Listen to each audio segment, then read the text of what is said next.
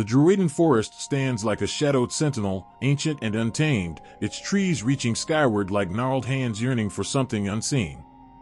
The air hangs heavy, carrying a damp, earthy scent mixed with the faint whispers of lives long past.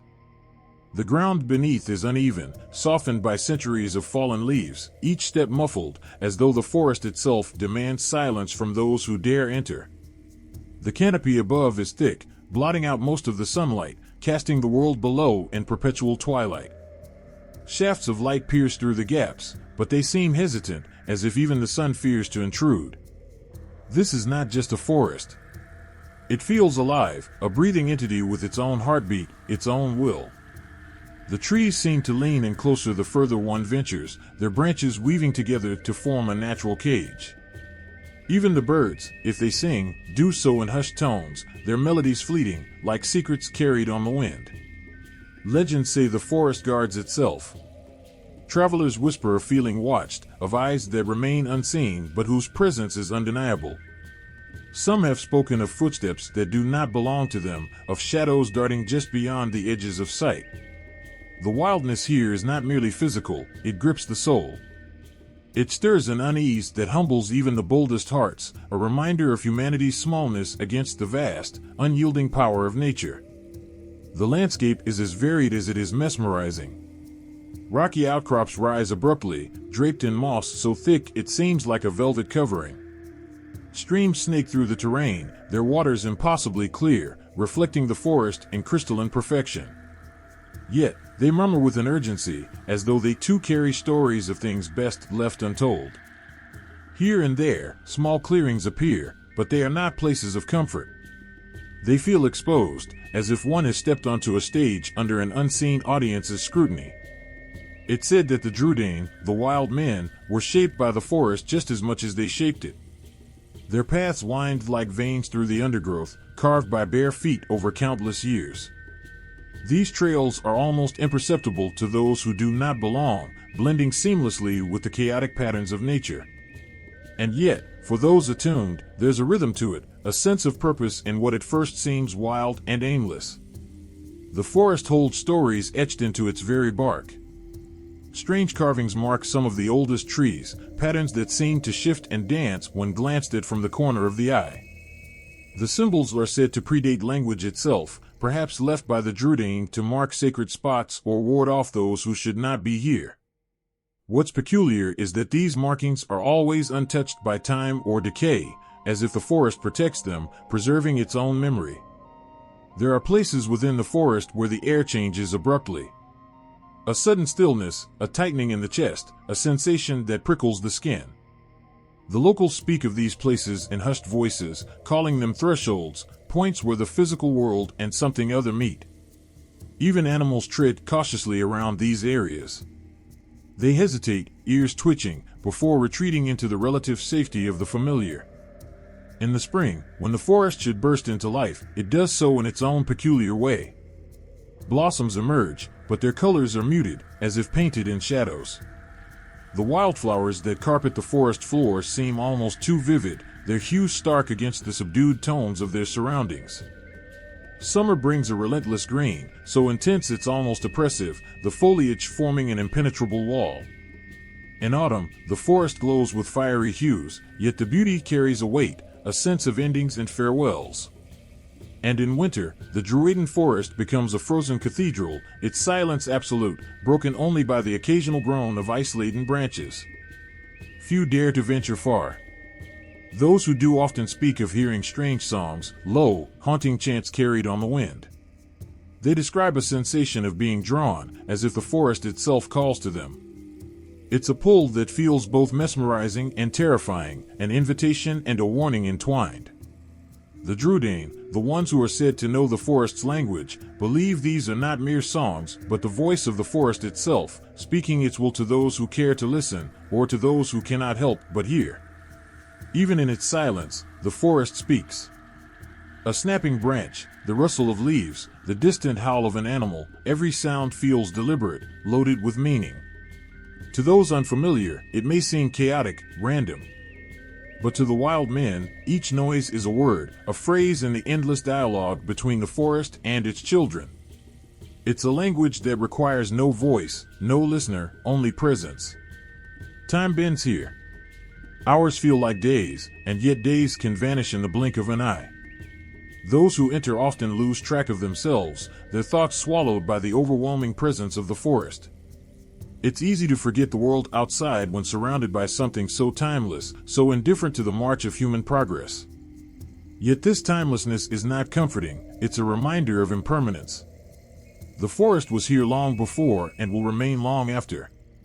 The Drúadan forest is not a place to simply pass through. It's a place that consumes, that takes something intangible from those who dare tread its paths.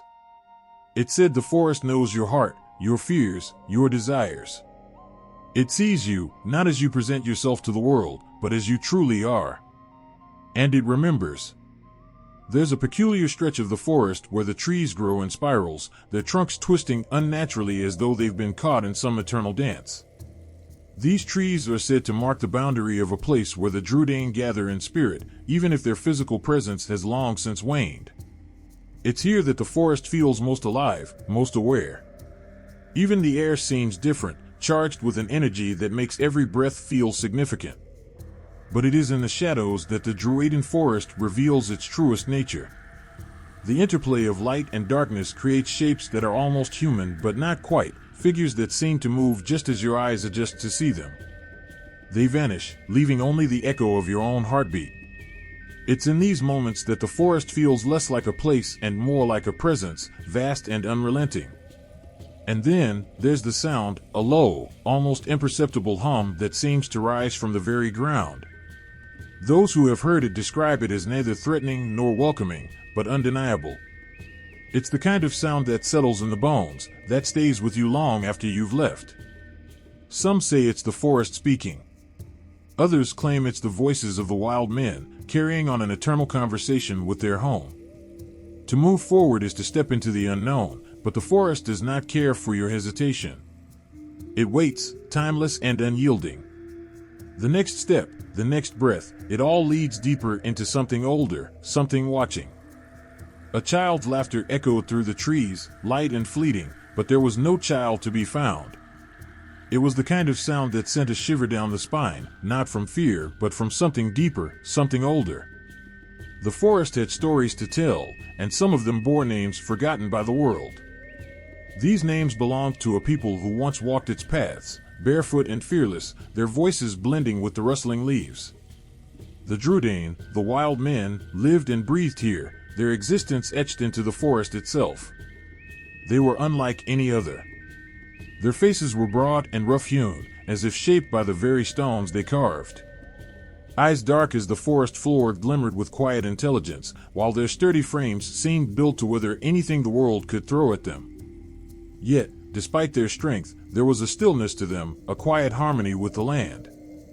They spoke little, and when they did, their words carried weight, like the first crack of thunder before a storm. To outsiders, they were strange and unsettling, but the forest knew them as its own. Legends speak of their origins, though no one can say for certain where truth ends and myth begins. It said they were born when the world was still young, molded from the clay of the earth and the breath of the wind. They were the watchers, the keepers, meant to guard the balance between humanity and nature. While other tribes sought to tame the land, the Drúadan lived within it, listening to its rhythms and learning its ways. Their connection to the land was unlike anything seen before or since. They knew the language of the trees, could hear the heartbeat of the mountains, and followed the whispers of the streams. They read the stars not for navigation but for wisdom, finding patterns that foretold the turning of seasons or the shifting of fortunes. To the Drúadan, the world was alive, every rock and root a part of an endless, intricate web. This understanding gave them power, but it also set them apart. Others feared them, and perhaps rightly so. The Drúadan were known to possess uncanny abilities. They could walk without leaving tracks, moving through the forest as if it swallowed their steps. Their arrows flew straighter, their traps never failed, and their presence could chill the air. Stories tell of their stone carvings, small, crude figures left as warnings to those who meant harm.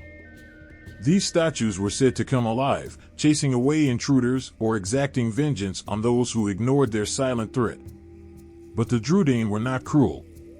They were protectors, bound by an unspoken agreement with the forest. They would guard its secrets, and in return, it would sustain them.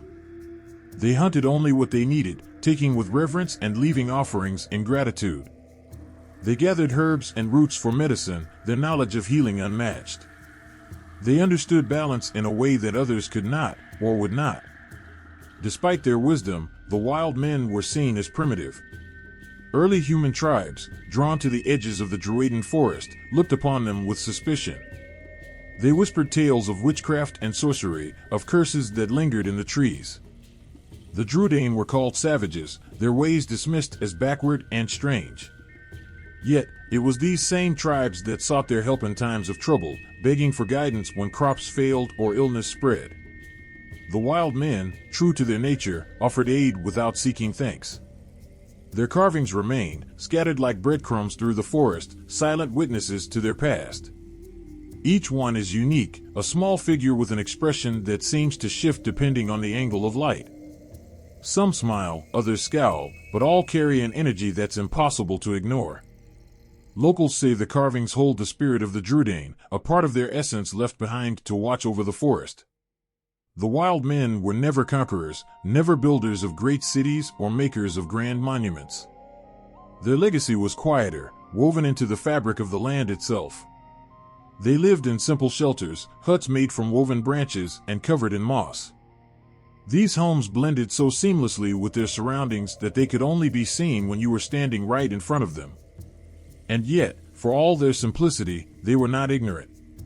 They knew the value of stories, of passing knowledge from one generation to the next. Around their fires, they shared tales of their ancestors, of the first Drúadan who tamed the wild beasts and learned the songs of the wind. They spoke of stars that fell to earth and rivers that carried dreams. These stories were not entertainment, they were lessons, warnings, and reminders of who they were. What happened to them remains a question that haunts the forest. Some say they vanished, slipping into the shadows when the world became too loud. Others believe they merged with the forest entirely, their spirits entwined with the roots and branches. A few claim they still exist, hidden in the deepest parts of the forest where no one dares to go. If you stand still long enough, you might feel it, that sense of being watched, not with malice, but with a quiet curiosity. The air feels heavier, charged, as if something ancient stirs just out of sight.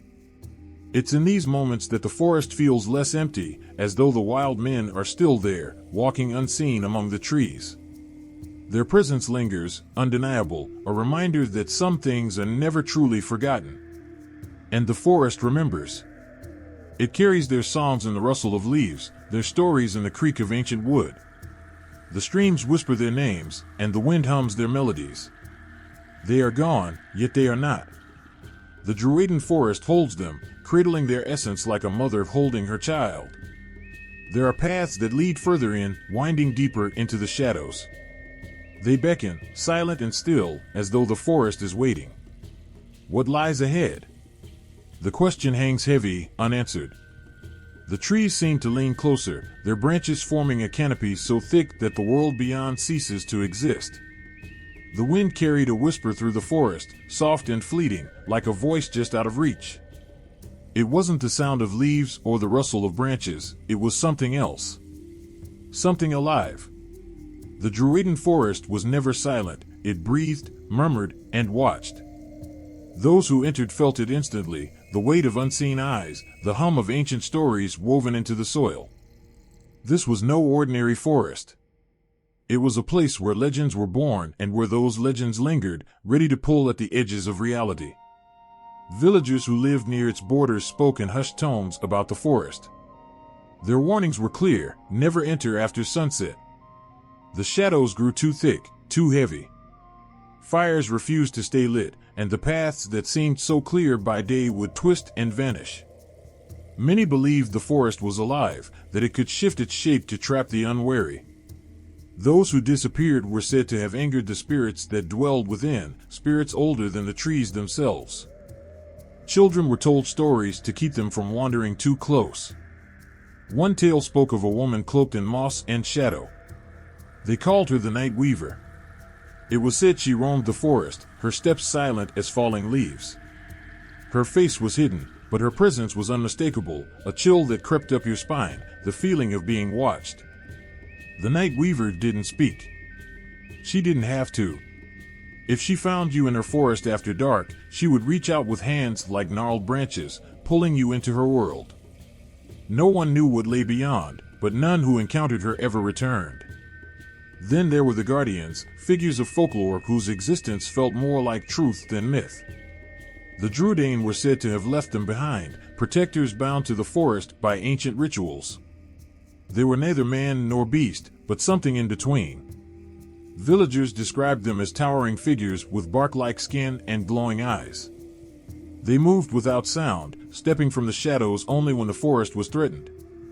Hunters who ventured too far spoke of seeing these guardians, their silent warnings impossible to ignore. Those who turned back survived. Those who didn't were never seen again.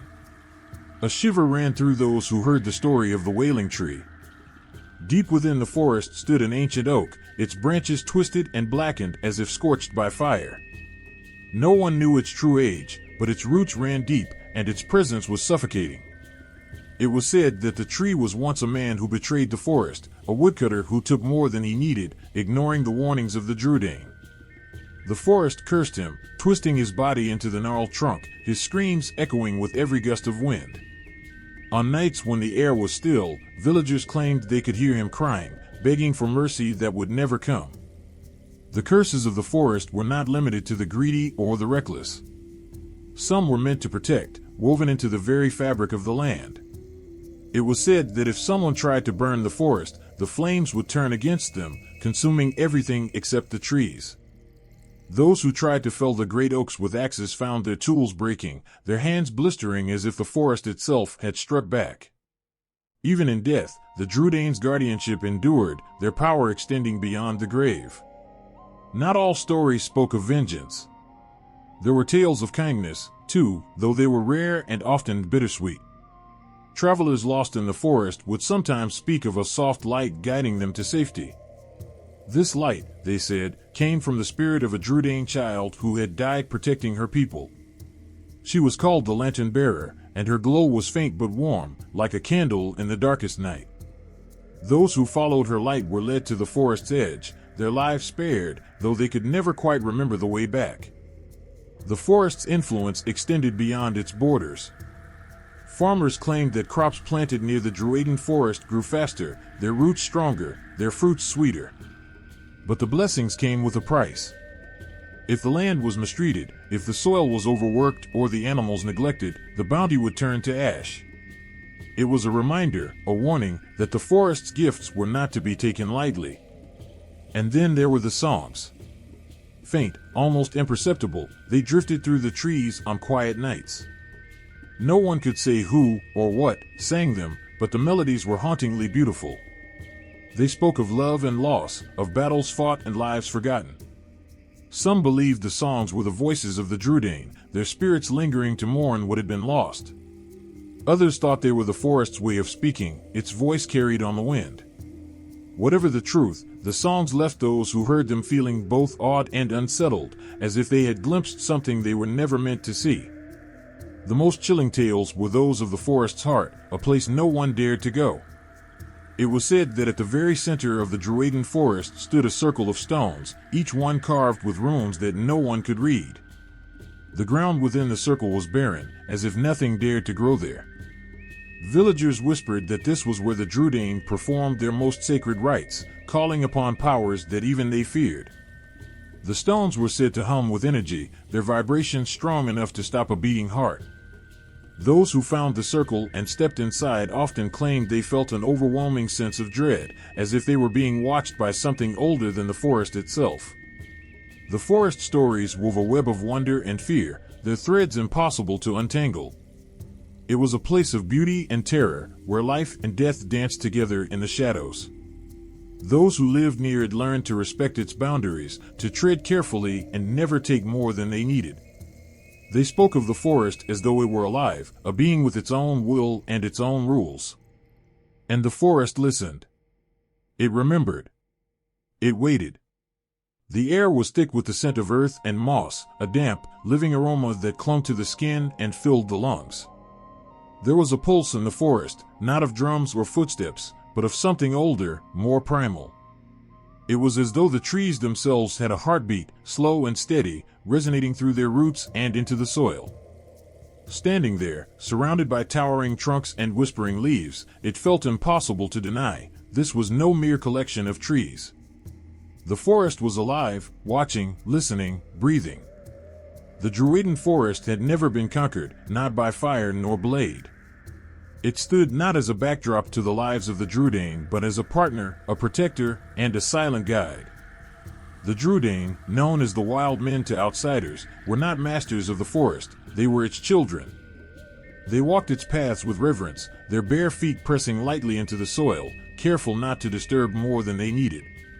Every branch, every stone had its place, and the Drúadan understood this as if it were a sacred truth written into their bones. Stories spoke of how the Drúadan sang to the trees, their voices low and rhythmic, blending seamlessly with the sounds of the forest. It wasn't a song meant for human ears, but one the forest itself seemed to respond to. Trees that blocked their way would shift, their branches bending to clear a path. Streams that seemed shallow would deepen just enough to offer water, but not enough to flood. The forest and its people existed in a balance so delicate, so perfect, that it seemed to defy the natural order. Outsiders could never understand this connection. To them, the forest was a wild place, untamed and threatening. But for the Drúadan, it was home in the truest sense. They believed that the forest wasn't just alive, but sentient. Every tree had a soul, every stone a memory. The rustling of leaves wasn't merely the wind, it was the forest speaking, offering guidance or warning. When the Drúadan lit their fires at night, they would speak softly to the flames, thanking the wood for its sacrifice, promising to return the ash to the soil as a gesture of gratitude. It was said that the Drúadan could hear the forest's voice more clearly than any other. In times of danger, they would press their hands to the ground, their eyes closed, listening. The forest would guide them, its whispers carried through the roots and into their minds. This connection was more than spiritual, it was physical, tangible. Hunters spoke of moments when the trees seemed to lean closer, their branches casting shadows that concealed the Drúadan from enemies. When a child fell ill, the forest offered its remedies, leaves that soothed fevers, bark that eased pain, roots that healed wounds. There was a tale told in whispers, a story of a young Drúadan boy who wandered too far from the safety of his village. Night fell, and the forest grew cold, the kind of cold that seeped into the bones.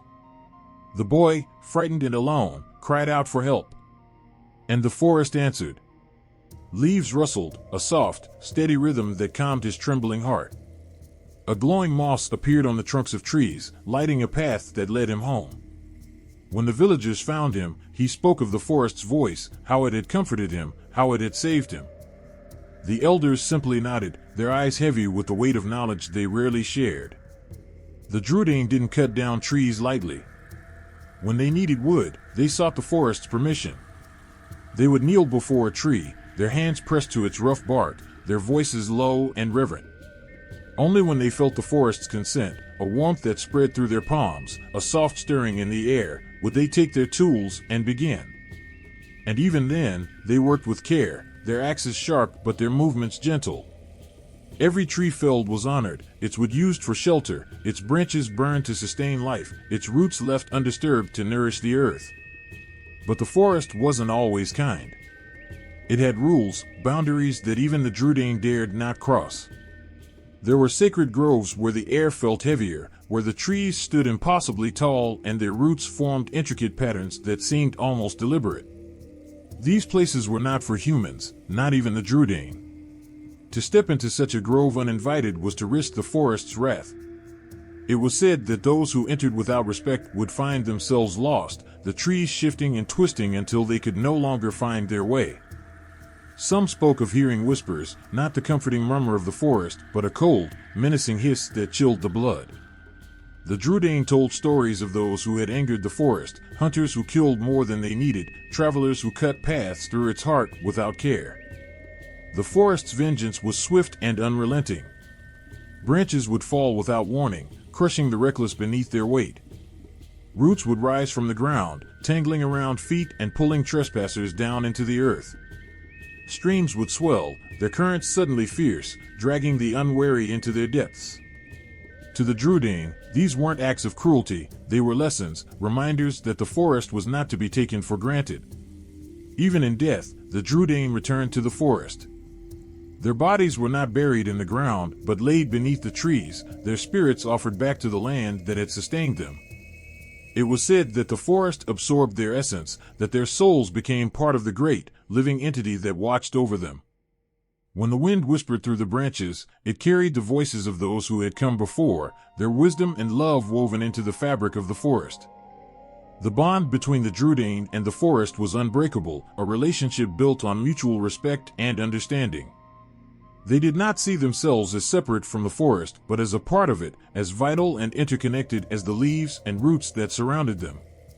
And the forest, in turn, protected them, nurtured them, and carried their stories within its ancient heart. The sound was unlike anything else, a rhythmic cadence that felt like the heartbeat of the earth itself. It wasn't just a language, it was a living force, ancient and raw, carrying the weight of uncounted centuries. When the Drúadan spoke, the air seemed to still, as if the world paused to listen. Their words were not shaped by the sharp precision of swords, but by the gentle curves of the forest. Each syllable was a rustle of leaves, each pause a breath of wind through the trees. It was a tongue born not of conquest, but of harmony, a language as wild and untamed as the people who spoke it. For the Drúadan, words were sacred. They believed that every sound carried power, that to speak was to shape the world. Their language was not a tool for mundane chatter, but a bridge between the seen and unseen. When they called out to the forest, their voices carried a resonance that seemed to sink into the earth and rise through the roots. When they sang their low, haunting songs around the fire, the flames would sway as though moved by the rhythm. Outsiders often described the language as unearthly, a strange blend of guttural hums and melodic notes, but for the Drúadan, it was as natural as breathing. Each word they spoke carried layers of meaning. A single phrase could describe the path of a river, the feeling of the wind, and the spirit of the place where both met. Their words didn't just name things, they painted them, brought them to life. When they spoke of the forest, it wasn't as a static thing but as a living, breathing entity. Even their names for one another carried significance, chosen not for convenience, but for their connection to the person's essence. A child might be named after the song of a particular bird or the way the light danced through the trees at their birth. The Drúadan's language was filled with sounds that mimicked nature. Their words for water rippled like a stream, their words for fire crackled and hissed. They spoke of the stars in soft, twinkling tones and of the earth in deep, resonant vibrations. Listening to them was like hearing the forest itself speak. It wasn't just a means of communication, it was an art form, a way of connecting with the world and each other. Their chants were especially powerful. These weren't simple songs but invocations, woven with intention and energy. Hunters chanted before they entered the forest, asking for guidance and promising respect. Healers sang as they tended to the sick, their voices low and soothing, as though calling on the forest's wisdom. Even in grief, their mourning songs carried a beauty that spoke of the unbreakable bond between life and death, a cycle that the Drúadan understood in their very marrow. The language's influence stretched beyond their forest. Traders and travelers who passed near the Drúadan forest often spoke of hearing strange, beautiful chants in the distance. Some tried to imitate the sounds, incorporating fragments into their own songs and stories. Others claimed that learning even a single word of the Drúadan's tongue brought luck or clarity, as if the language carried a piece of the forest's wisdom. Over time, bits of their language seeped into neighboring cultures.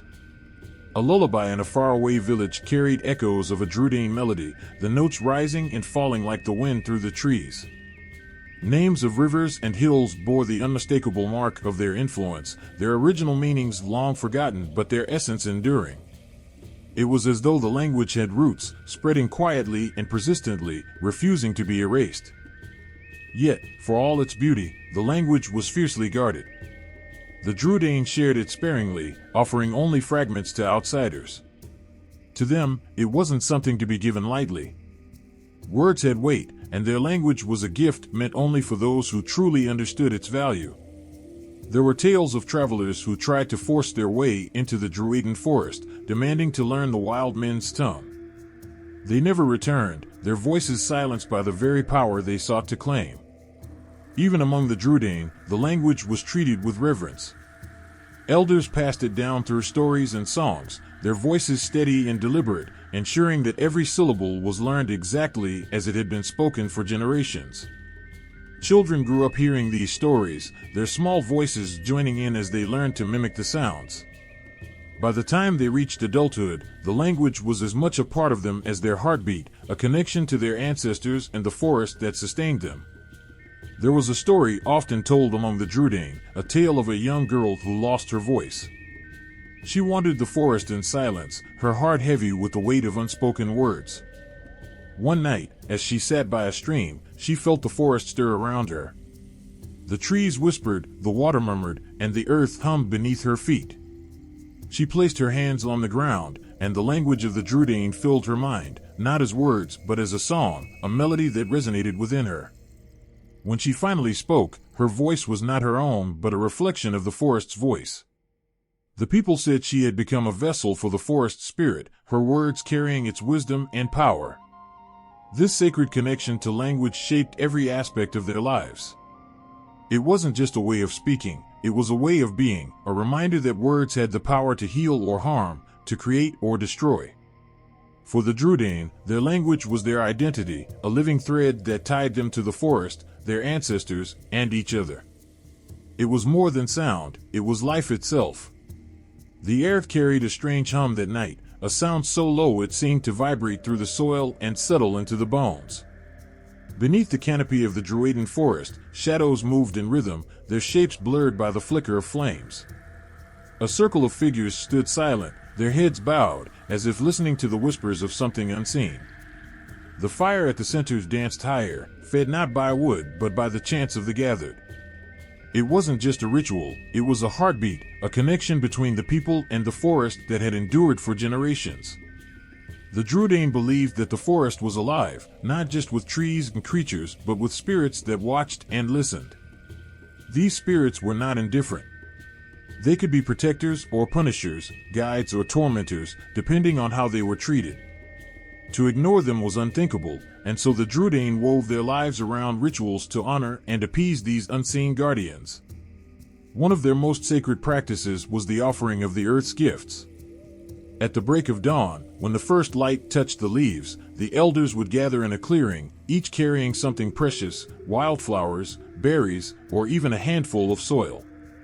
Kneeling in silence, they would place their offerings on a flat stone, murmuring words that no outsider could understand.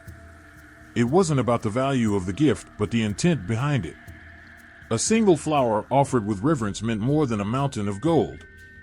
Their ceremonies often aligned with the rhythms of the forest. When the rains came, they danced barefoot in the mud, their movements slow and deliberate, as though mirroring the gentle touch of water on the earth. During the longest nights, they lit small fires in hollows of trees, whispering prayers into the smoke that curled upwards, carrying their hopes and fears into the vast, dark sky. There was a ritual for everything, planting seeds, felling trees, even walking a new path through the woods. These acts were not taken lightly. Before a tree was cut, the Drúadan would circle it 3 times, laying their hands on its bark and speaking to it as if it were an old friend. They would ask for permission, promising to use every part of it and leave nothing to waste. When the tree finally fell, there was no cheer, no celebration, only quiet respect for what had been taken. Perhaps the most haunting of their traditions was the Night of the Shadows. Once a year, when the moon was at its thinnest, the forest seemed to hold its breath. On this night, the Drúadan believed that the spirits walked freely among them. They would extinguish every flame in their villages, plunging themselves into darkness. Families huddled together, holding hands, while the elders sang in low voices. The songs were not meant to ward off the spirits, but to show respect, a reminder that the Drúadan lived not in defiance of the forest, but in harmony with it. The children were told stories during these dark hours, tales of ancient beings who had once roamed the forest, their forms neither human nor beast. Some were protectors, fierce and loyal, while others were harbingers of doom, their wrath sparked by disrespect or greed. The children listened with wide eyes, clutching at the hands of their elders, their imaginations painting vivid pictures of glowing eyes and shadowy figures moving just beyond the trees. These stories weren't just warnings, they were lessons, teaching the next generation the sacred balance that must always be upheld. The rituals also extended to their own bodies.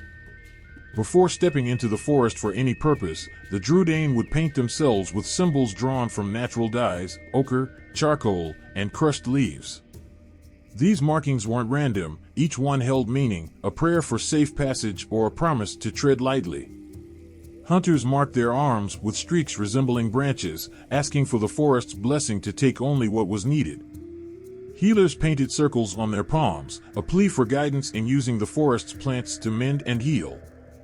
At the heart of all their practices was a profound sense of reciprocity. The Drúadan didn't see themselves as masters of the forest, but as part of its great, interconnected web.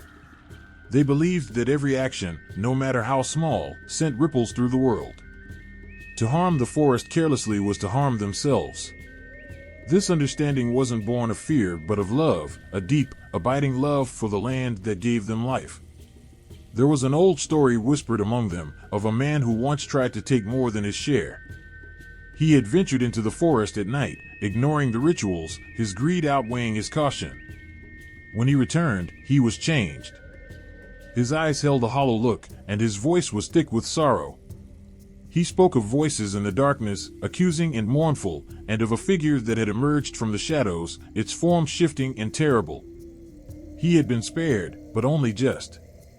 From that day on, he never set foot in the forest again. The Drúadan didn't need such stories to remind them of their place.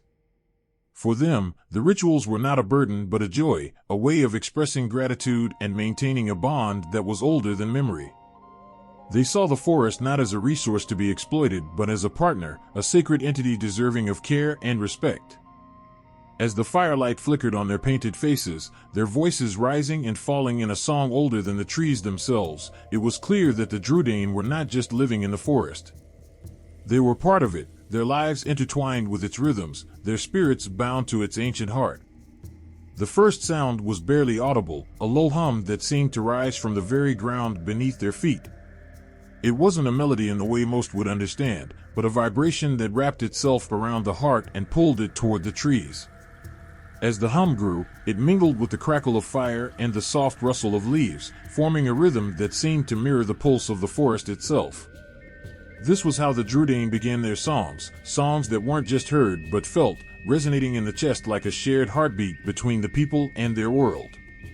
Art and music for the wild men were not separate from life. They were as essential as breath, a language older than words, through which they communicated not only with each other but with the forest that cradled them. Every stroke of paint on a stone, every note that hung in the air, was a reflection of their understanding of the world, a way to speak to the spirits, to remember their ancestors, and to express emotions that no speech could capture.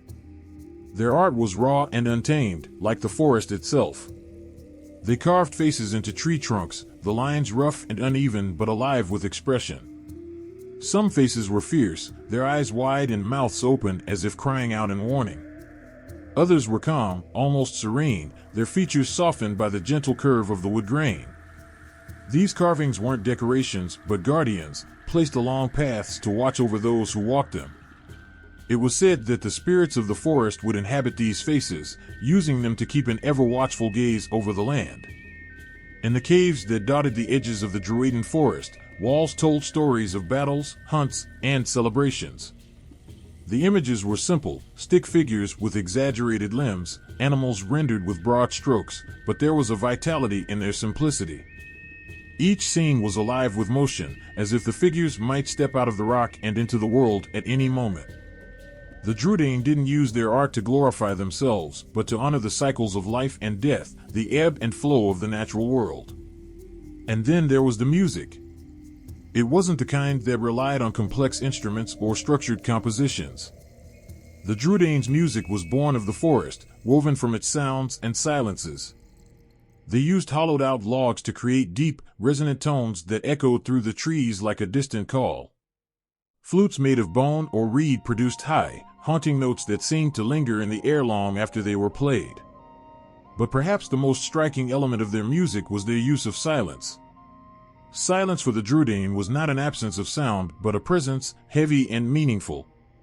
It was the pause between the beats of a drum, the moment when the last note of a flute faded into the night. In these silences, they believed the forest spoke. They would listen, heads tilted and eyes closed, as if hearing something no one else could. It was in these moments of stillness that the bond between the wild men and the forest felt most palpable, as if they were one and the same. Their songs often mimicked the sounds of the forest, the call of an owl, the rustle of leaves, the crack of a branch underfoot. These weren't mere imitations, but conversations. When the wind howled through the trees, they would answer with a low chant, their voices rising and falling like the gusts. When a bird's song pierced the morning air, they would echo it with flutes, creating a harmony that felt as natural as the sunrise. Even their movements were a part of this unspoken language. During ceremonies, they would sway to the rhythm of their music, their bodies painting shapes in the air. Hands would reach out as if grasping for something unseen, feet stamping the ground in time with the beat. It wasn't a performance, but an act of communion, a way to align themselves with the pulse of the forest. One of their most haunting traditions was the Song of Shadows, performed only on nights when the moon was shrouded by clouds. The men would sit in a circle, their faces painted with ash, while the women stood behind them, their hands resting lightly on their shoulders.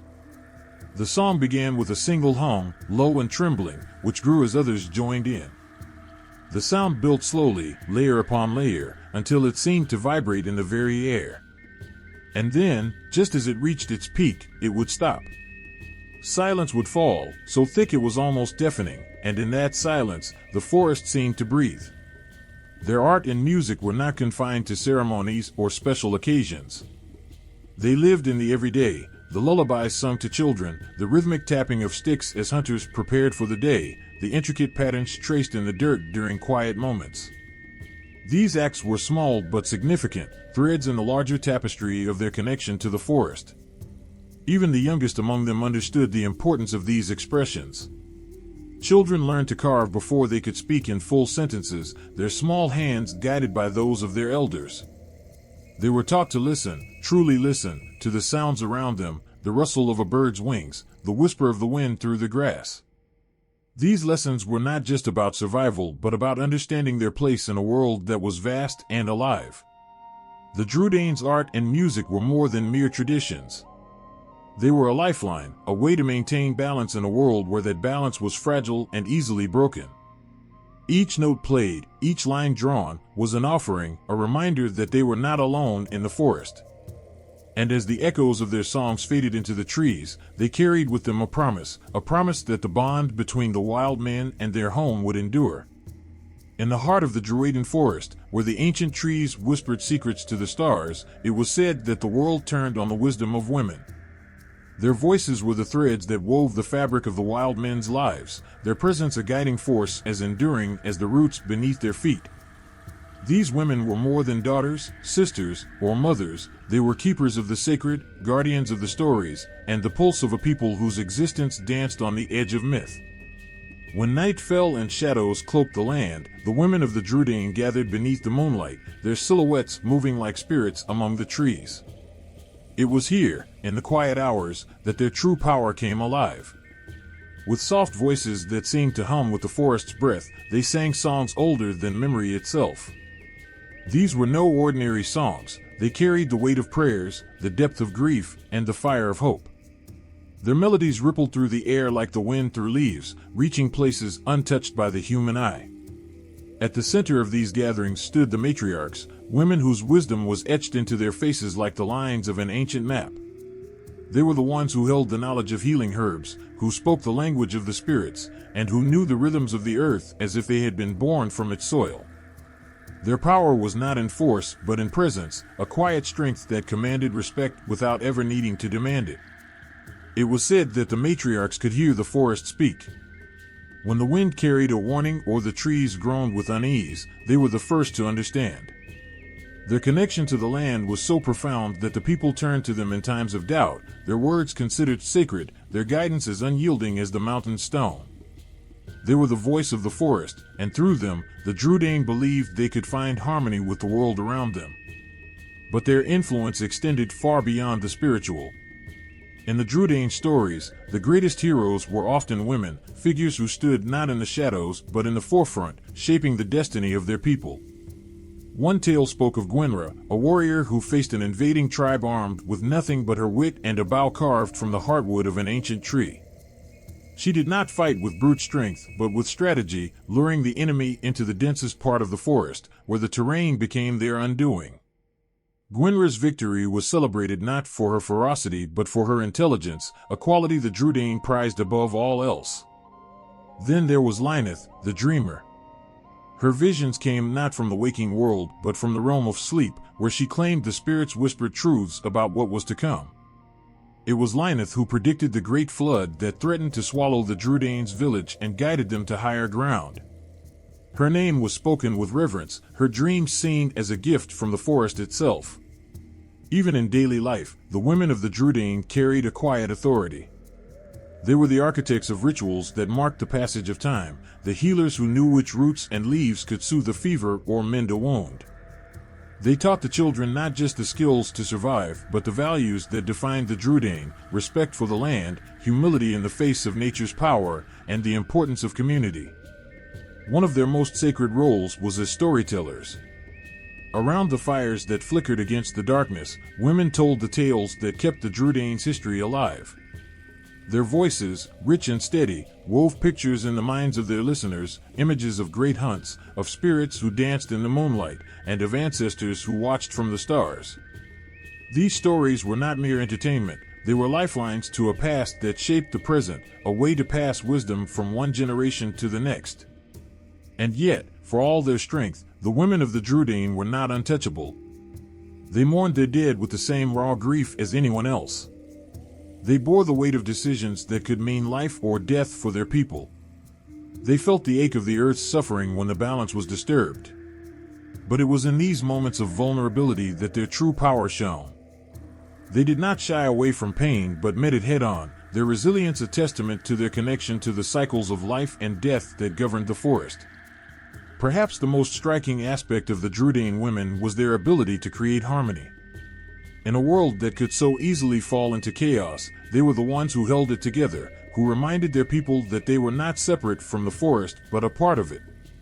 Their rituals, their stories, their songs, all of it was a way to maintain that balance, to ensure that the wild men never forgot their place in the grand tapestry of life.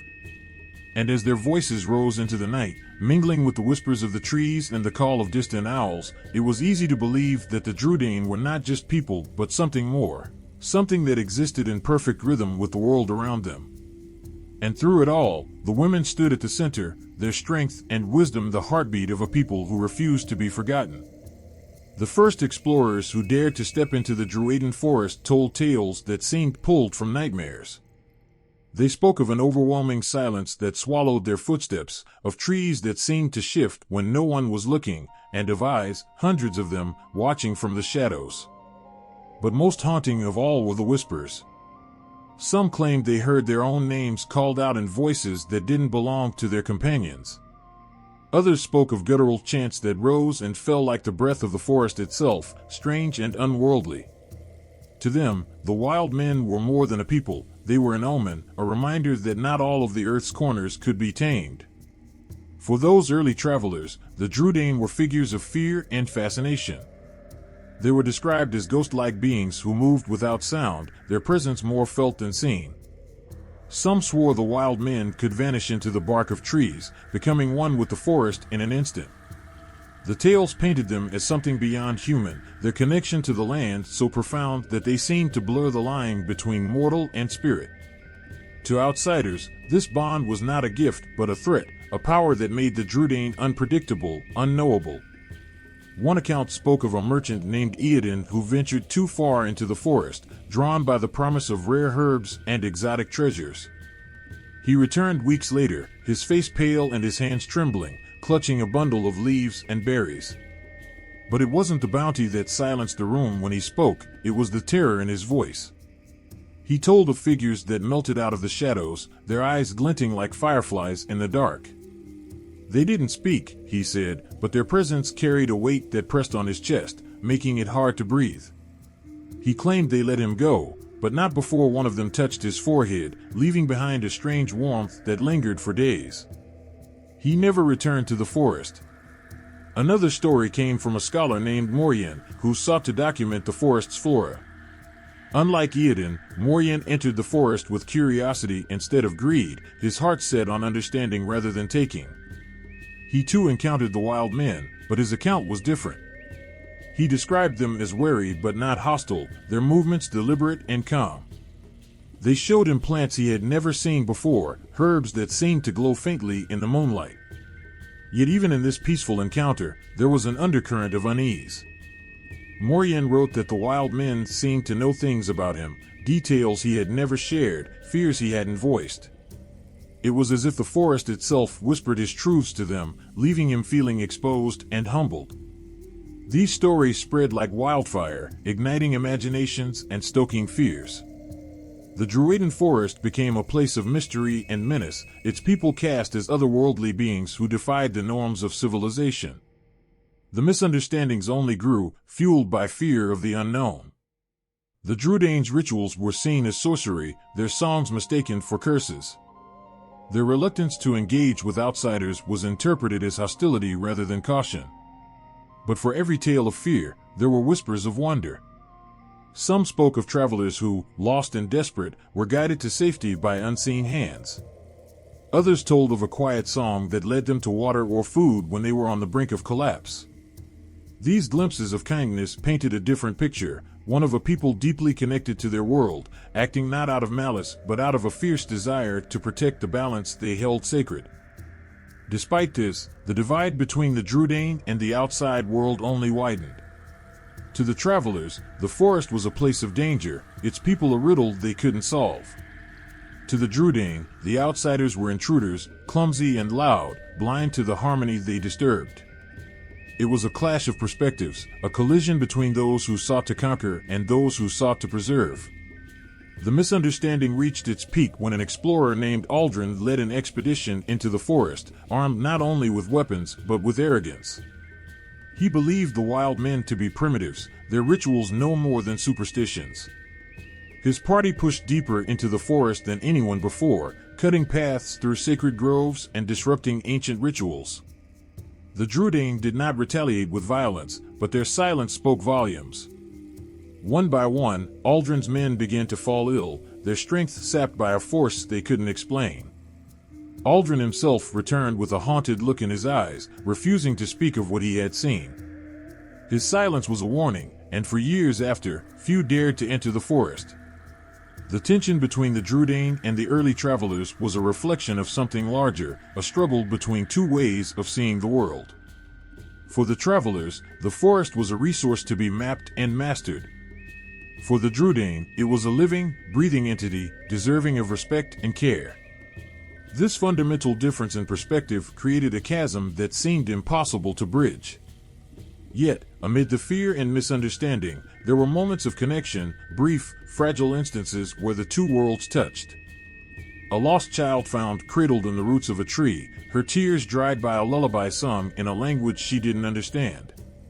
A hunter who left offerings of food at the forest's edge, only to find his traps filled with game the next morning. These moments were rare but powerful, hinting at the possibility of coexistence. The stories of those early travelers, with all their contradictions and complexities, are more than just tales of fear and wonder. They are reminders of what is lost when understanding gives way to assumption, when curiosity is overshadowed by fear. The forest and its people remain, waiting for those who can see not with their eyes, but with their hearts. And as the wind moves through the trees, carrying whispers of songs that only the brave will hear, the Drúadan continue to watch, their presence a quiet testament to a world that refuses to be forgotten. The night was heavy with silence, the kind that prickled at the skin and amplified every heartbeat. Soldiers lay in restless stillness, their breaths clouding in the cold air. Somewhere beyond the tree-line, unseen but not unknown, the Drúadan moved like whispers through the dark. Their presence was a weight that pressed upon the camp, a silent warning that this land did not belong to invaders, that every step taken here was watched and counted. In battle, the wild men were more shadow than flesh. They did not clash like the armies of men, with cries and chaos. Instead, they crept unseen, dismantling threats with the precision of a predator stalking its prey. A soldier might hear the faintest rustle, turn his head, and see nothing. And yet, moments later, he would find his path obstructed, his weapons disabled, and his courage drained as though the very forest had risen against him. Stories spoke of their legendary cunning. Entire battalions vanished, swallowed by the forest without a single drop of blood spilled. Paths twisted into mazes, weapons dulled inexplicably, and fires refused to catch. Some said the Drúadan didn't fight alone, that the forest itself rose to their aid, bending to their will, turning the earth into an ally. Others whispered that the wild men were masters of deception, their traps so seamless they seemed like natural accidents. To their enemies, it was as if the world itself had turned against them. But their power was not just in stealth and strategy, it was in their understanding of fear. The Drúadan knew that the mind of a soldier could be their greatest weapon. A single haunting melody sung in the dead of night, carrying an eerie resonance, was enough to unsettle even the bravest warriors. Their voices, low and guttural, seemed to seep into the bones, a sound that was neither human nor entirely other. It was a reminder that they were not fighting just men, but a force that belonged to the ancient, untouchable world. Their alliances were rare but unshakable. The Drúadan did not give their loyalty lightly, but when they did, it was a bond forged in trust and mutual respect.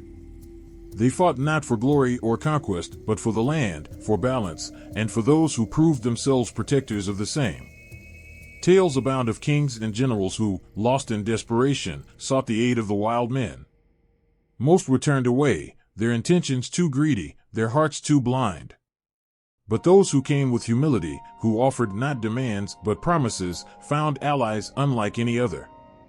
One story tells of a young prince whose kingdom was under siege, the enemy pressing closer with every passing day. Desperate, he ventured into the Drúadan forest alone, leaving behind his crown and sword as signs of peace. For days, he wandered, his pleas swallowed by the trees. And then, one night, he woke to find himself surrounded by silent figures, their eyes glowing faintly in the dim moonlight. They did not speak, but listened as he poured out his heart, his voice trembling with the weight of his people's suffering. The Drúadan did not answer immediately. Instead, they melted back into the shadows, leaving him alone once more. But when the enemy marched on the prince's kingdom, they found themselves ensnared in a nightmare. Bridges collapsed under the weight of their troops, paths they had traveled countless times led them into deadly traps, and the whispers of unseen watchers turned their ranks into chaos. The Drúadan had come, not for the prince, but for the land they had sworn to protect. The cunning of the wild men was matched only by their loyalty. They fought alongside those who had earned their trust, standing as silent sentinels, their actions speaking louder than words. They were known to carry no banners, their victories marked only by the absence of their enemies. To fight with them was to witness a force that was both human and something far greater, a connection to the earth that could not be severed or understood. Yet, their methods were not without cost. The Drúadan bore the weight of their choices deeply, their victories tinged with sorrow for the lives taken, even in defense. They did not celebrate war, they mourned it. To them, every battle was a scar upon the land, a wound that would take generations to heal. Their songs after a fight were not of triumph, but of lament, low and haunting, a reminder that even the victors carried the burden of loss. The stories of the wild men in war are etched not just in memory but in the land itself. Trees that twist unnaturally, as if guarding ancient secrets. Clearings where no grass grows, the earth still bearing the weight of battles long past. And in the silence of the forest, there is a sense of vigilance, as if the Drúadan are still watching, still waiting for the moment when their land might need them again. Through their cunning and their courage, they became legends. But to those who truly knew them, they were more than myths or warriors, they were guardians, protectors of a world that was slipping away from the grasp of men.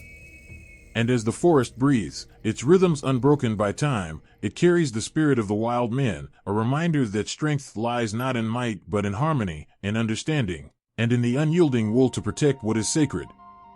The first arrow flew before the sun had fully risen, slicing through the mist with a deadly whisper. It struck a tree, quivering there as a warning. The camp below stirred, soldiers grabbing weapons, their breaths forming white clouds in the cold dawn.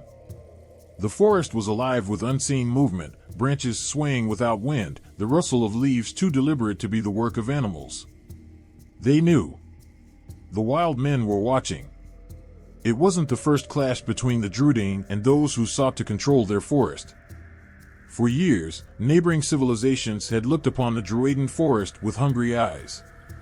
Its wood was strong and pliant, its plants rich with untested remedies, and its hidden depths rumored to hold treasures untouched by time. To outsiders, it was a resource. To the Drúadan, it was life itself.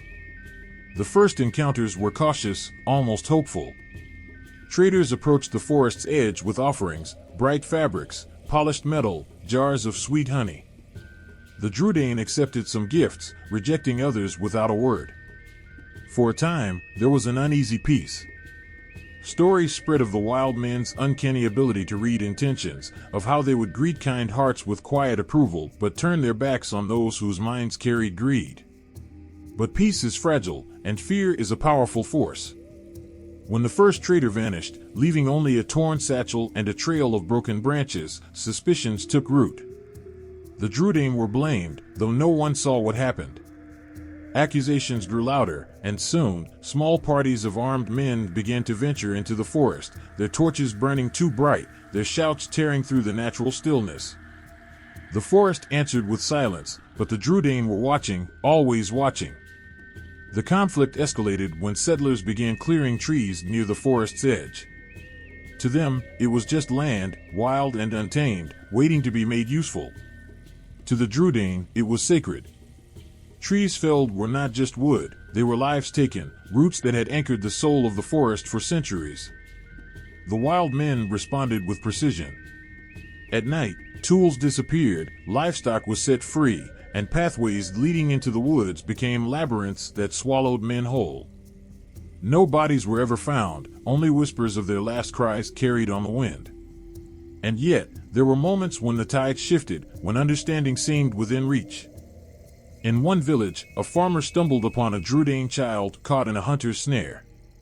The boy was small, his dark eyes wide with fear. The farmer hesitated but then knelt, cutting the ropes with slow, deliberate movements. He didn't speak, knowing words might carry weight he couldn't comprehend. When the boy was free, he darted back into the shadows without a glance. That winter, when the farmer's crops failed, he woke to find bundles of food at his door, roots and fruits that grew only in the heart of the forest. He told no one, but in the years that followed, he left small offerings at the forest's edge, baskets of grain, a carved figure, a woven blanket. He never saw who took them, but he felt their presence, a quiet acknowledgement, a truce of unspoken gratitude. Still, such moments were rare. For every act of kindness, there were 10 of hostility. Soldiers marched into the forest, determined to claim it for their kings. The Drúadan met them with traps and misdirection, leading entire armies astray. Men who entered in strength often returned in fear, speaking of phantom figures and paths that led in circles. Some never returned at all. One of the most intense conflicts arose when a fortress was built too close to the forest. It stood tall and defiant, its walls the declaration that the land would bend to human will. The Drúadan watched as trees fell and the earth was scarred, their grief a quiet storm that brewed within. For months, nothing happened. Then, one night, the forest seemed to breathe out its anger. The wind howled through the fortress, extinguishing torches and shaking walls. Shadows moved in ways that defied reason, and soldiers swore they saw eyes glowing in the darkness. Supplies spoiled overnight, weapons rusted without cause, and the horses refused to eat. The final blow came when the fortress's water supply, drawn from a nearby stream, turned black and foul. Within weeks, the fortress was abandoned, its stones left to crumble and be reclaimed by the forest. Yet even in the midst of such conflict, there were those who sought peace. A healer from a nearby village ventured into the forest, her heart heavy with desperation. Her child was dying, and no remedy in the village had worked. She carried nothing but a small woven basket and her trembling hope. She sat at the forest's edge and sang, a soft, mournful tune that spoke of love and loss. Hours passed, and just as the sun dipped below the horizon, a figure emerged. He was small and hunched, his eyes sharp and piercing. Without a word, he placed a bundle of herbs in her basket and vanished. Her child lived. And though the healer never saw the wild man again, she felt his presence every time the wind carried her song through the trees. The relationship between the Drúadan and their neighbors was a tapestry of conflict and coexistence, woven with threads of misunderstanding and moments of profound connection. There was no harmony, only a fragile balance that shifted with each passing year. But in the stories left behind, and the echoes that linger in the forest, there is a reminder of what could have been, and perhaps, what still might be. The next tale lies just beyond the trees, waiting to be told, where the echoes of song and silence intertwine. The fire crackled softly, its glow dancing on the faces of the gathered. They sat in silence, their breath shallow, their hearts heavy with uncertainty. Outside the circle of light, the forest loomed, ancient and watchful. From the shadows stepped a figure, his presence commanding but not threatening. His eyes, dark and knowing, seemed to pierce through the fear that clung to the air. He was Gondor, a name that carried the weight of 1,000 untold stories. When Gon spoke, it was not with the authority of a ruler, but with the quiet strength of someone who understood the heartbeat of the earth beneath his feet. His voice, rough as bark yet soothing as a lullaby, carried the rhythm of the forest, steady and unyielding. He did not waste words, every syllable mattered, like leaves carried on a purposeful breeze. The outsiders listened, their doubt melting into trust as his wisdom wrapped around them like a protective cloak. They had come to the Drúadan forest seeking passage, desperate and hunted. Their enemies were closing in, their chances slim. Gondor had no reason to help them. Outsiders had brought nothing but harm to his people, tearing at the forest with axes and fire, treating the Drúadan as less than human. Yet, as he looked into their eyes, he saw something else, fear, yes, but also a flicker of hope, a plea unspoken. He could not turn away. He led them through the forest, navigating paths invisible to anyone else. His movements were deliberate, his senses attuned to every rustle of leaves, every shift of the wind. The outsiders stumbled behind him, their heavy boots crushing twigs and leaves, their unease growing with each step. The forest seemed alive, its shadows deepening, its whispers growing louder. But Gon moved with purpose, his connection to the land unshaken. At one point, they paused, the tension thick as fog. Gon raised a hand, his head tilted as if listening to something only he could hear. The outsiders held their breath, their hands on their weapons. But Gon's expression softened, and he murmured something in his own tongue, a string of sounds that seemed to calm the very air. The forest grew still, its hostility retreating like a tide. The outsiders didn't understand, but they felt the shift. It was as if the forest had acknowledged Gon's presence and granted them safe passage for his sake. As dawn broke, they reached the edge of the forest, the open plains stretching before them like a promise of freedom. The outsiders turned to thank Gon, but he was already retreating into the shadows, his form blending with the trees. One of them called out, asking why he had helped when he owed them nothing. Gon paused, his back still to them. "Forest watches. Forest remembers," he said simply, then vanished. Gondor's wisdom was not confined to guiding the lost. He was a keeper of stories, a bridge between his people and the world beyond. The Drúadan looked to him not as a king but as a voice that spoke for the forest, for their ancestors, for the unbroken chain of life they were part of. His tales were not grand epics but quiet truths, reminders of the balance that must be kept, the respect that must be given. One story spoke of the time he confronted a neighboring warlord who sought to claim the forest as his own. Gon did not meet him with weapons or threats. Instead, he stood before the warlord's army, alone and unarmed, his presence unshaken. He spoke of the forest's power, not in terms of might but in its quiet persistence, its ability to endure and outlast. The warlord laughed, dismissing him as a fool. But as days turned to weeks, the warlord's camp was plagued by unseen forces, supply wagons overturned, fires extinguished by sudden winds, horses spooked by shadows. The warlord withdrew, his spirit broken, and the forest remained untouched. Gond's legacy was not just in his deeds, but in the lessons he left behind. He taught that strength was not in domination, but in harmony, that wisdom was found in listening, not shouting. He showed that even in the face of prejudice and misunderstanding, compassion could break through. His people remembered him not with statues or monuments, but in their songs and rituals, in the way they walked the forest paths, and the stories whispered by the fireside. The tale of Gondor does not end with his death, for his spirit lingers in every rustle of leaves, every whisper of the wind. The forest holds his memory, just as it holds the stories of all who have walked its paths. And as the shadows deepen, the next chapter begins, where the lines between legend and reality blur, and the echoes of his wisdom guide those who dare to listen. The moon hung low, casting silver tendrils through the dense canopy of the forest. Shadows danced and shifted, creating shapes that felt alive, as if the trees themselves were breathing. A faint hum filled the air, not quite a song but more than silence, carrying an ancient rhythm that seemed to echo the heartbeat of the earth. In the clearing, an elder knelt, his hands pressed to the ground. His voice, low and resonant, began to chant, a language older than memory, woven from sounds that resonated with the very essence of the forest. It was said that the spirits of the Drúadan forest never truly slumbered. They lingered in the swaying branches, in the moss-covered stones, and in the streams that whispered secrets to those who dared listen. The Drúadan believed these spirits were not gods in the traditional sense, but guardians, ancient entities as much a part of the forest as the roots beneath the soil. They were neither benevolent nor cruel, they were balance incarnate, responding only to the harmony or discord brought into their domain. There were tales, always spoken in hushed tones, of those who had encountered these beings. Some claimed to have seen flickering lights, small, golden orbs that hovered between the trees before vanishing into the ether.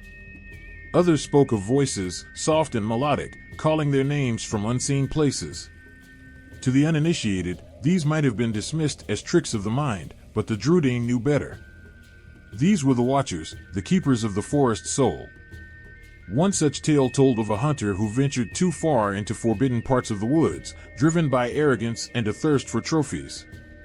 He laughed at the warnings of his kin, dismissing their fears as superstition. For hours, he stalked his prey, the rustle of leaves and the crunch of twigs underfoot his only companions. Then came the silence, heavy, oppressive, unnatural. The forest, so alive moments ago, seemed to hold its breath. He felt it before he saw it, a shift in the air, a chill that raised the hairs on his neck. From the corner of his eye, he caught movement, shapes that were not shapes, flickering just beyond clarity. Panic gripped him as he tried to retrace his steps, but the paths had changed. What was once familiar had become a labyrinth. The spirits had spoken, and their judgment was clear. Yet not all encounters were fear and punishment.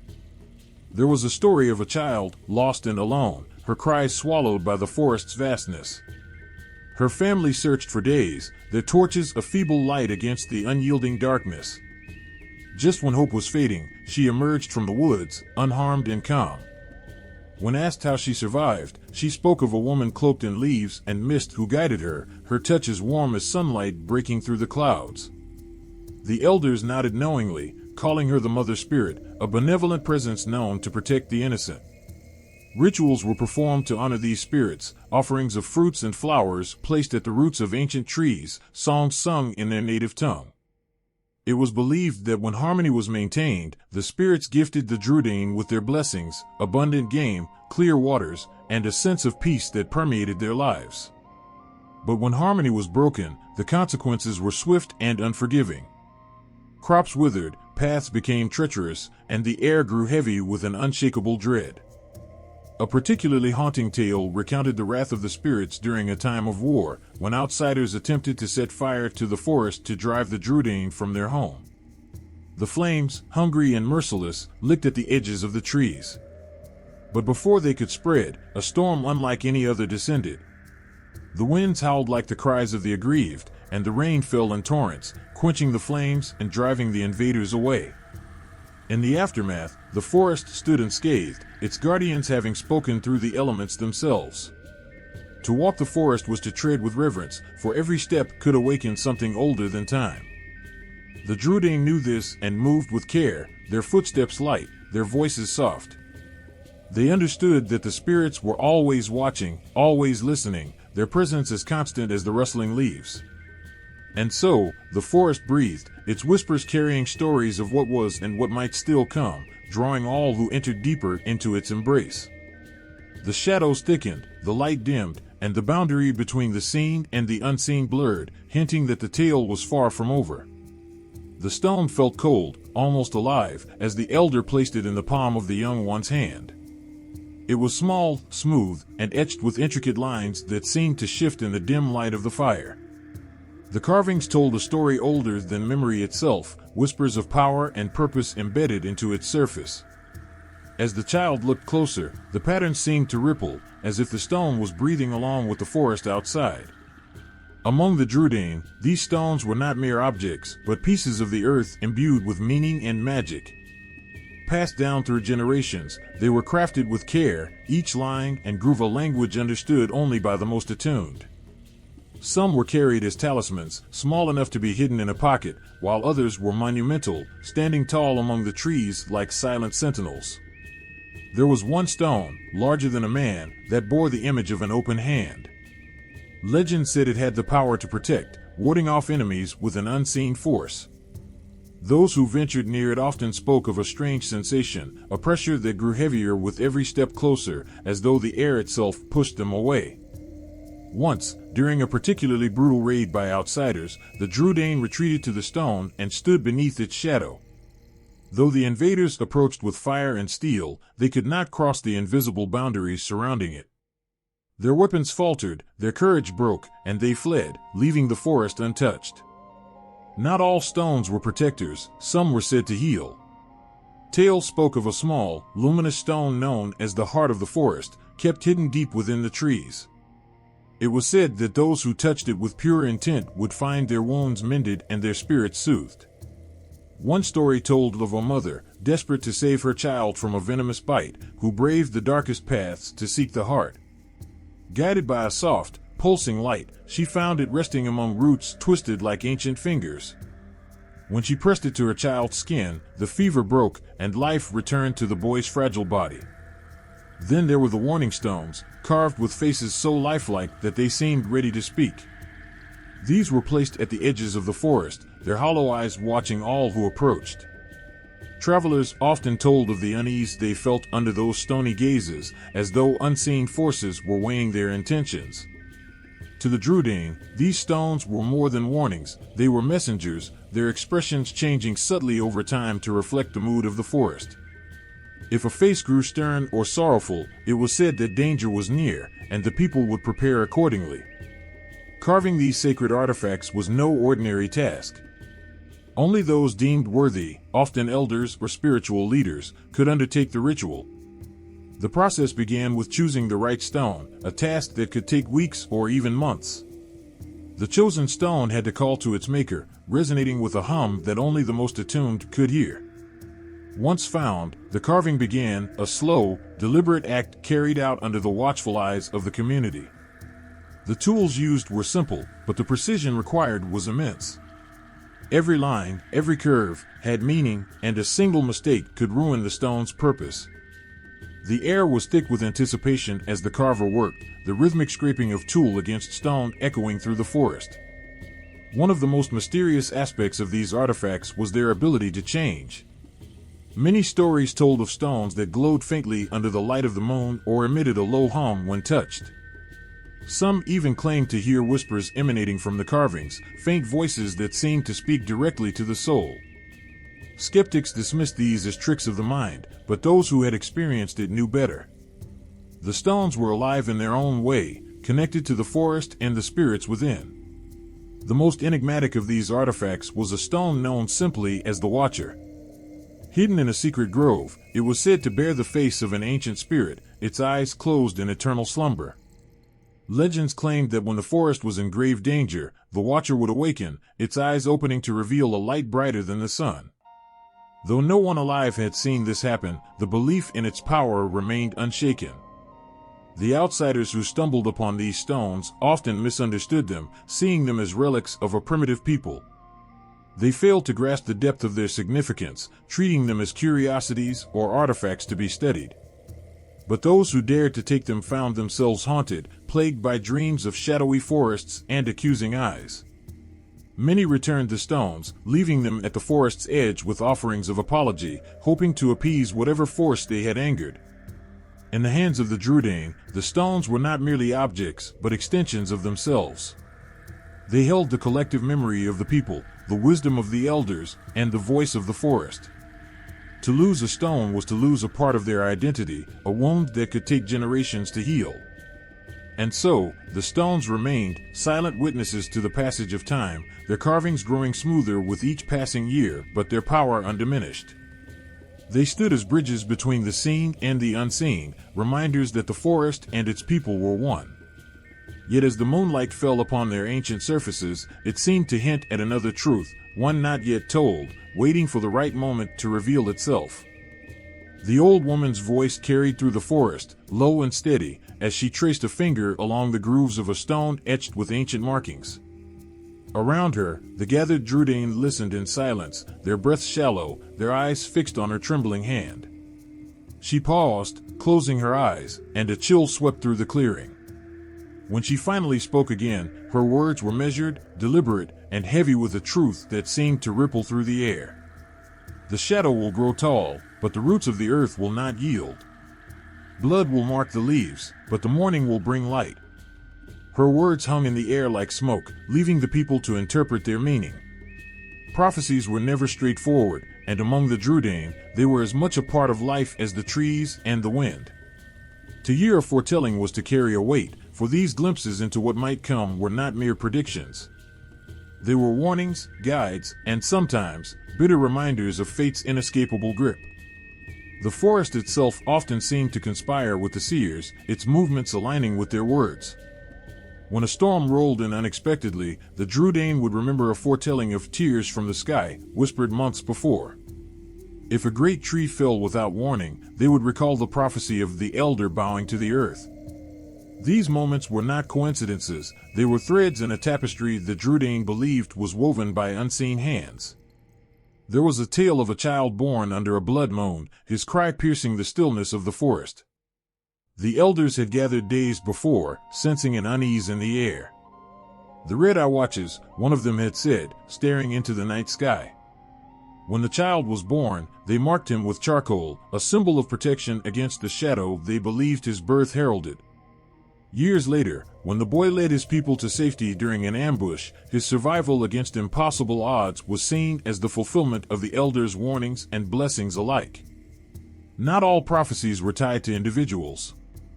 Some spoke of the land itself, foretelling changes that could shake the very foundation of their lives. One of the oldest prophecies, etched into a towering stone deep in the forest, spoke of the day the river runs black. It was said this would mark the beginning of great sorrow, a time when the Drúadan's connection to the forest would be tested like never before.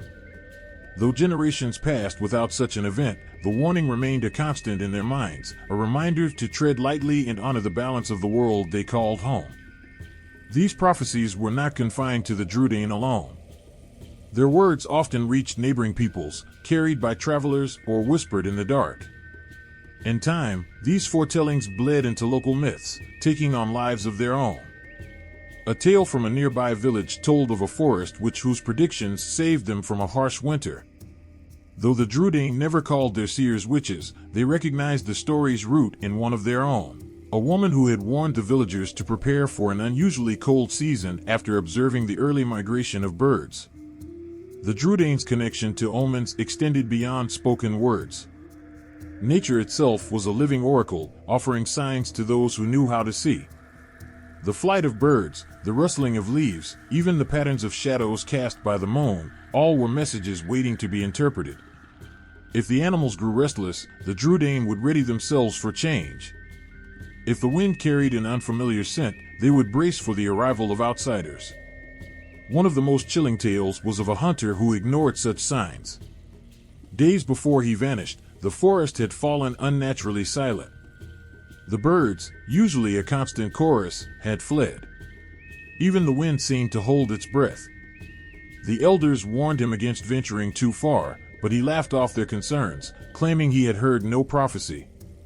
When his lifeless body was found days later, the marks on his skin bore an uncanny resemblance to the patterns on a sacred stone near the place he was discovered. To the Drúadan, it was clear, the forest had spoken, and he had failed to listen. These moments were reminders that prophecies were not merely words or symbols, they were a call to action. To ignore them was to court disaster, but to follow them required courage and faith. The line between guidance and warning was often thin, and the Drúadan walked it with care, knowing that their survival depended on understanding the signs around them. In the quiet of the forest, where the trees whispered secrets only the Drúadan could hear, prophecies were as alive as the people who carried them. They wove through the lives of the community, binding past, present, and future into a single, unbreakable thread. Yet even as the elders spoke of what might come, the forest held its breath, waiting for the next sign to reveal itself. The night was still, the air thick with the scent of moss and earth. A faint glow lit the clearing, not from the moon but from the faint bioluminescence of the forest itself. In the center, a figure lay surrounded by carved stones, each inscribed with symbols that seemed to pulse gently in the dim light. Around them, the Drúadan gathered, their heads bowed in silent reverence.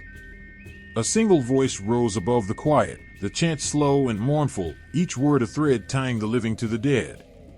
The Drúadan believed that death was not an end but a transition, a step into the embrace of the forest that had nurtured them in life. They spoke of the spirit as a wanderer, embarking on a journey through the sacred woods, seeking a place among the roots and branches where it could finally rest. To the Drúadan, the forest was not merely a home but a bridge between worlds, a place where the line between the physical and the spiritual blurred like the mist that often clung to its floor. There were tales of those who could see the departed, faint figures moving gracefully between the trees, their forms shimmering like sunlight on water. These spirits, it was said, were not lost but merely waiting, guardians of the forest, their presence a reminder that the living and the dead were bound together, each depended on the other. Among the Drúadan, death was not feared. It was spoken of with the quiet acceptance of a friend who would one day call your name. When a member of the community passed, their body was not burned or buried in the earth, but placed upon a platform high in the trees, returning their essence to the skies and the winds. As the elements took them, their spirit was said to descend, walking the forest paths they had once tread in life. The journey of the spirit was not without trials. The Drúadan spoke of shadowed places deep within the forest, places where the air grew cold, and the trees stood silent and watchful. These were the thresholds, the tests of the spirit's strength and purity. If a soul faltered, it might linger there, its whispers lost among the leaves until it found its way again. One of the most haunting tales was that of a child who had passed before her time. Her laughter had once rung through the trees, a sound so pure that even the birds would pause to listen. When she died, her family placed her upon the platform and waited. For nights afterward, the sound of her laughter echoed faintly in the distance, growing softer each time until it faded entirely. The elders said her spirit had been greeted by the forest itself, its embrace so gentle that she needed no guidance to find her place among the roots. The Drúadan believed that some spirits returned, not as themselves but as part of the forest. A tree might grow in the spot where a loved one had often sat, its branches reaching out as if to touch those who came near. The wind that rustled through the leaves might carry a familiar voice, its tones weaving through the whispers of the woods. The forest held secrets only the Drúadan could understand. They spoke of the eternal trail, a path visible only to the spirits, marked by faint, glowing symbols that mirrored the carvings they etched into their sacred stones. This trail was said to lead to the heart of the forest, where a great tree stood, its roots twisting deep into the earth, its branches brushing the heavens. Beneath this tree, the spirits gathered, their voices merging into a song that kept the forest alive. There were moments when the living could feel the presence of the spirits most strongly. During the quiet hours of dawn, when the first light touched the leaves, or in the stillness of the night, when the stars seemed to rest upon the treetops. These times were sacred, and the Drúadan would pause, their breaths held, as if the forest itself had stopped to listen. The elders often spoke of a day when the forest would call them all home, its voice a melody that would echo through their hearts, drawing them to the eternal trail. Until that day, they lived as one with the trees, the soil, and the wind, knowing that in death, they would not vanish but become part of the rhythm that had carried them through life. The forest was quieter than it had ever been. The wind no longer carried the gentle songs of the Drúadan, and the paths they once walked had grown over with tangled vines. The carved stones that had stood as sentinels now leaned at odd angles, some cracked, others buried beneath layers of fallen leaves. The life that had thrummed through the woods seemed to have dimmed, as if the soul of the forest itself had begun to fade. It did not happen all at once. The decline was slow, insidious, a creeping shadow that began at the edges of their world. First came the rumors, whispers of strangers who knew nothing of the forest's ways. These outsiders came with axes and fire, carving roads through sacred groves and scaring away the spirits that dwelled there. The Drúadan watched from the shadows, their hearts heavy with a sorrow they could not express. The trees, their lifelong companions, bore the first scars. Great oaks, older than the memory of any living Drúadan, fell with thunderous cracks, their splintered remains left to rot as markers of a world that was shifting. The sacred glades where rituals had been performed for generations were trampled underfoot, their sanctity ignored by those who did not understand their significance. At first, the Drúadan tried to adapt. They retreated deeper into the forest, seeking refuge in its densest, most hidden parts. But the forest, vast though it was, could not shield them forever. The outsiders brought with them not only tools and machines, but a new way of life, a way that clashed with everything the Drúadan held dear. Their songs, their stories, their very presence were met with fear and disdain. To the newcomers, the Drúadan were not a people to be understood, but a mystery to be dismissed, or worse, a threat to be eradicated. There were moments of resistance, brief flashes of defiance in the face of overwhelming change. Elders stood at the edge of the clearings, their weathered faces set with quiet determination as they watched the invaders encroach. Some whispered chants to the forest, calling upon the spirits for aid. Others took more direct action, setting traps and ambushes to protect their home. But the Drúadan were a peaceful people at heart, and their efforts, though brave, were ultimately no match for the relentless tide of progress. Perhaps the most heartbreaking loss was not of land or trees, but of the connections that had once bound them so closely to the world around them. As the forest was stripped away, the spirits grew silent, their voices fading like echoes in a vast, empty canyon. Without the forest, the Drúadan were unmoored, their traditions hollowed out by the absence of the life that had sustained them. The final blow came with the arrival of settlers who sought not only to claim the land, but to erase its past. They built villages and towns where the Drúadan had once danced beneath the stars, their fires casting long shadows over the remnants of an ancient culture. The sacred stones, carved with the wisdom of generations, were broken apart and used to build walls and roads.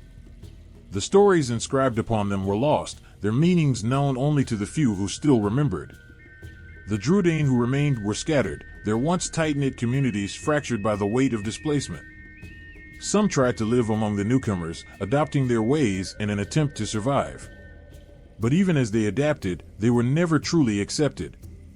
Their songs were mocked, their customs dismissed as superstition. The forest that had been their sanctuary became a prison, its shrinking borders a painful reminder of all they had lost. And yet, even in the face of such devastation, there were those who held on to hope. In the darkest corners of the forest, far from the eyes of those who sought to destroy them, small groups of Drúadan continued to gather. They whispered the old chants and lit fires in memory of the ancestors who had walked these woods before them. They told the stories of Gondor and the spirits who had guided their people through countless trials. They dreamed of a day when the forest might heal and their songs might once again be heard. But the forest did not heal. The scars ran too deep, and the world outside its borders moved on, leaving the Drúadan behind. Today, the Drúadan are spoken of only in hushed tones, their existence reduced to legend by those who never knew them. The carvings that remain are seen as curiosities, their significance long forgotten. And the forest, once alive with their presence, stands as a silent witness to the rise and fall of a people who loved it more deeply than anyone else ever could. In the heart of a forest that had grown quieter with each passing year, a lone figure crouched beneath the shelter of a towering cedar. His eyes, sharp as a hawk's, scanned the ground where a trail of broken branches hinted at an intruder's careless steps. His breath was steady, his presence almost imperceptible, a shadow among shadows. He was one of the last. The whispers of the Drúadan had faded, but their legacy clung to the forest like mist, carried in the rustling leaves and the mournful cries of distant owls. Those who remained, the final embers of a once thriving people, lived on the edge of existence, torn between the weight of their heritage and the relentless tide of a changing world. One of these was Harneth, an elder with a back bent by years of toil but eyes that burned with quiet fire. He had seen his kin scatter, their homes overtaken by strangers who saw the forest not as a sanctuary but as a resource. Yet he stayed, refusing to abandon the land that had cradled him since birth. His hands, calloused from carving stone into sacred symbols, now tended to traps and tools, a blend of ancient skills and desperate necessity. For Harneth, adaptation was not surrender but survival. He learned to track the movements of settlers, understanding their patterns to avoid their paths. He listened to their strange, harsh language, piecing together enough to predict their intentions. And though he despised their machines, he scavenged what he could, broken metal shards, discarded ropes, repurposing them into weapons and tools that would keep him hidden just a little longer. But not all resisted in the same way. There were those who tried to walk among the strangers, trading their stories for coin or food, hoping to find safety within their villages. Ladies, a young woman with a voice as soft as the morning breeze, had once sung the songs of her people beneath the stars.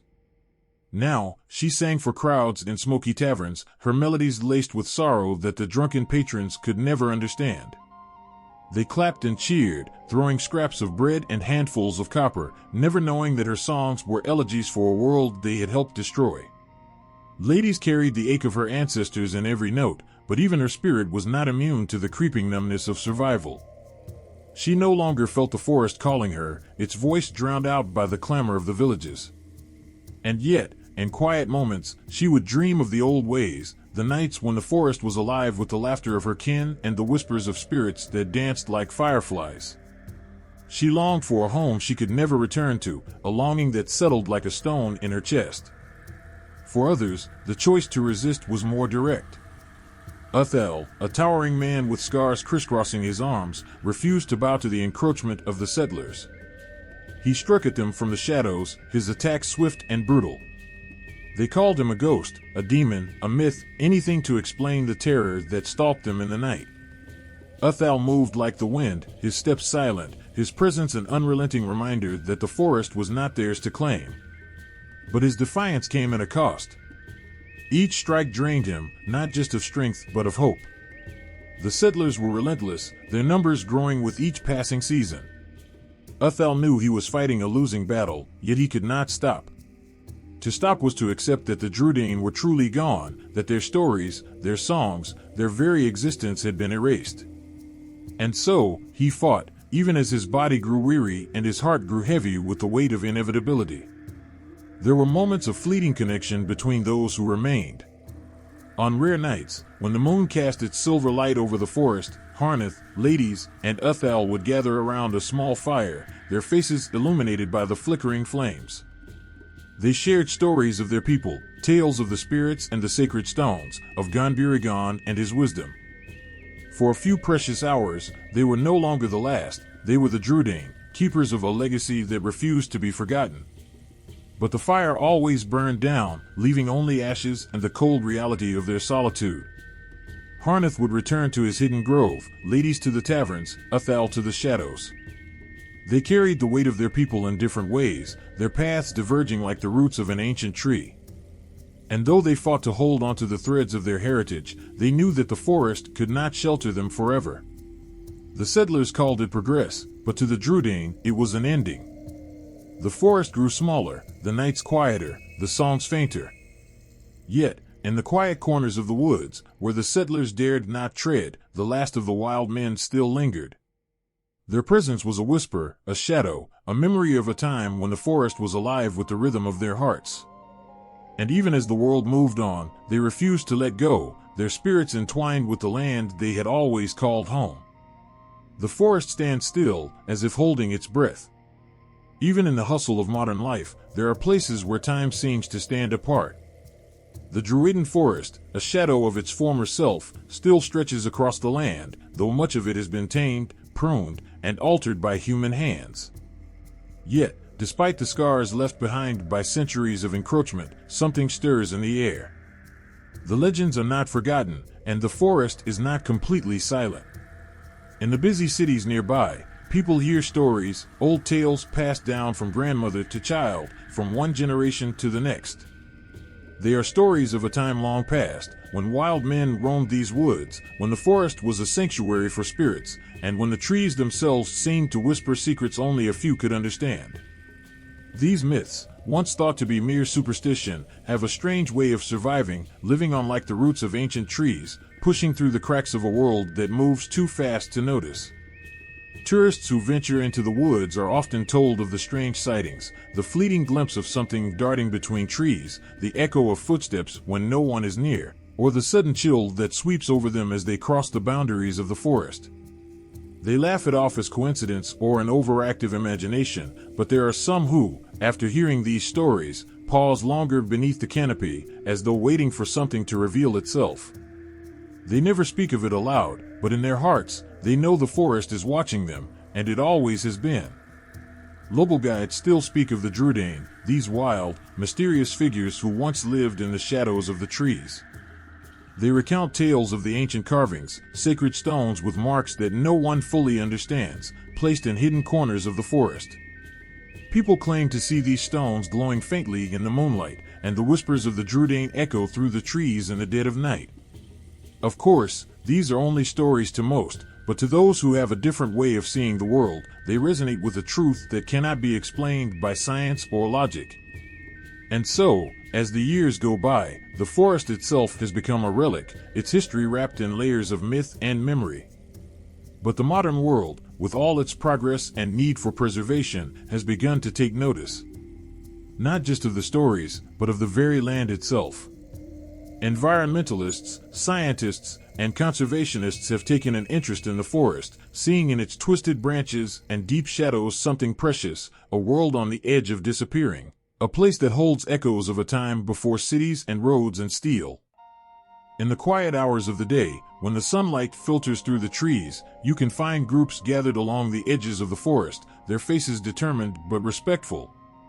These people speak of a need to protect what remains, to preserve the magic of the Drúadan forest before it's swallowed whole by the unrelenting march of development. Their eyes are filled with hope as they stand, hands resting on the ancient trunks of trees, feeling the pulse of something ancient and alive beneath their fingertips. There are those who say that the Drúadan still live among the trees, not in the physical form that they once did, but in the spirit of the forest itself. These conservation efforts, they argue, are not just about saving the environment, but about restoring the balance that was lost so long ago. The forest is a living being, they say, and if we fail to protect it, we may lose something far more precious than we can comprehend. As the conservationists plant new saplings and clear away the damage caused by years of neglect, there is a feeling of reverence in the air. The work they do is not just for the future of the forest, but for the memories of those who walked its paths before them. Every tree that is planted is an offering, every effort to protect the land is a tribute to the Drúadan, those silent guardians who once whispered to the wind and danced beneath the stars. The modern world watches with growing curiosity. Stories of the Drúadan are retold, their myths revisited with new eyes. People are drawn to the forest not only for its beauty, but for its mystery. Could there still be a trace of the old magic here, hidden among the trees, waiting to be found? Or is it just the power of belief, the hope that if they hold onto these myths tightly enough, something will stir beneath the surface? But even as the efforts to protect the forest grow, there is an underlying tension, a fear that it might be too late. The forest, once vast and untouched, is now reduced to patches, divided by roads and highways, and slowly encroached upon by the creeping spread of civilization. The conservationists fight with everything they have, but there are moments when they too wonder if they can truly save what remains. At the same time, the myths grow stronger, as if the forest itself is fighting back against the relentless push of the modern world. On quiet evenings, when the moon is full and the air is thick with the scent of earth and leaves, there are those who claim to hear the rustling of the Drúadan, those who never truly left. They say that the forest, though changed, still holds a power that cannot be forgotten. And maybe, just maybe, the Drúadan have always been a part of this land, their spirits lingering, watching, and waiting. Even in the midst of progress, in the heart of a world that seems to forget its past with each passing day, the forest endures. And in the hearts of those who still believe, the legend of the Drúadan is not just a story. It is a truth that cannot be erased, not by time, not by modernity, and not by the hands of those who seek to reshape the world. The forest whispers, and those who listen carefully still hear the echoes of the wild men, as if the Drúadan were never truly gone at all. The wind moved gently through the towering trees, carrying a melody so faint it could have been mistaken for the sigh of the earth itself. Somewhere, hidden between the dense foliage and the whispering leaves, there lingered an ancient presence, a memory not bound by time. It wasn't a sound, not truly, but a sensation, like the warmth of sunlight filtered through clouds or the cool touch of dew on skin. It was the essence of the Drúadan. Their faces may no longer appear among the living, and their language might be lost to the rushing stream of time, but the world still hums with their spirit. They weren't just people, they were a bridge between the seen and the unseen, a living thread woven into the fabric of the natural world. To think of them is to feel the pulse of life that beats beneath the forest floor, the life they nurtured and respected. Once, long ago, they moved through the land with quiet purpose, their every step in harmony with the rhythm of the earth. They spoke to the trees, not with words, but with reverence, and the trees, in their own way, answered. Their stories weren't written in ink but carved into stone, each mark alive with meaning, each curve a song of gratitude or protection. Their homes were not separate from nature, they were part of it, as much as the nests of birds or the dens of foxes. They didn't take more than they needed, and in return, the forest embraced them, offering shelter and sustenance. For the Drúadan, harmony wasn't just a way of life, it was their identity. They could sense the balance of things, the way a single misplaced stone could alter the flow of a river, or how the absence of a single bird's song could shift the forest's mood. They lived as guardians, not rulers, and their presence was like the soft rustle of leaves, gentle, almost unnoticed, yet essential to the symphony of life. Even now, in a world so far removed from theirs, they endure. Not in body, but in the quiet moments when humans pause to reconnect with the earth. The lone hiker who sits beneath a tree, feeling its ancient strength, the child who marvels at the intricate veins of a fallen leaf, the elder who closes their eyes to listen to the wind, all of them, knowingly or not, are touched by the legacy of the Drúadan. Their lessons live on in these moments, in the unspoken recognition that the world is alive and deserving of respect. The stories of the Drúadan often speak of their foresight, their uncanny ability to sense danger and act before it struck. Some called it magic, others instinct, but those who understood them knew it was something more profound. It was a bond, a connection so deep with the natural world that it seemed otherworldly. When the storms came, they could feel the tension in the air hours before the first crack of thunder. When the animals fled, they followed, trusting the wisdom of the wild. They lived as part of the forest's great web, not above it, and that connection saved them time and again. To the Drúadan, every creature had its place, and every life was sacred. They honored the spirits of the animals they hunted, thanking them for their sacrifice and ensuring nothing was wasted. Even the smallest acts were imbued with meaning. Lighting a fire wasn't just practical, it was a communion with the spirits of wood and flame. Drinking from a stream was not merely to quench thirst, but to acknowledge the gift of water, a lifeblood shared by all. Their way of life was an unbroken circle, where taking was balanced by giving, and living was an act of gratitude. In the chaos of the modern world, where progress often comes at the cost of the natural world, the Drúadan stand as a symbol of what humanity has lost and what it might still regain. Their way of life whispers to those who will listen, reminding them of a time when the world was whole, and humanity walked gently across its surface. It isn't just nostalgia, it's a call, a plea from the past to remember that the earth is not an enemy to be conquered, but a partner to be cherished. Sometimes, in the quiet of twilight, when the world is bathed in hues of gold and shadow, there's a sense that they are still here. Perhaps it's the flicker of movement at the edge of vision, the rustle of leaves when the air is still, or the feeling of being watched not with malice but with quiet curiosity. They are not gone. Not completely. Their presence lingers in the spaces where humanity has not yet stamped its mark, in the old forests and the winds that sweep through them. The Drúadan are a reminder of the strength found in simplicity, the beauty in living lightly, and the power of listening to the world instead of trying to control it. They remind us that harmony isn't a weakness, it's a resilience, a way of thriving that doesn't demand destruction. Their story is etched into the land, into the stones they once carved and the trees that once heard their songs. It's a story that doesn't end, but continues to ripple outward, touching all who pause long enough to feel it. And as the sun sets behind the hills, casting its last light across the forest, the earth seems to hum a quiet song of remembrance. It's not just the wind in the trees or the call of distant birds, it's something deeper, a resonance that speaks to the soul. The Drúadan are still here, not as flesh and blood, but as a living memory, a whisper on the wind, and a promise that as long as the forest stands, so too will their spirit.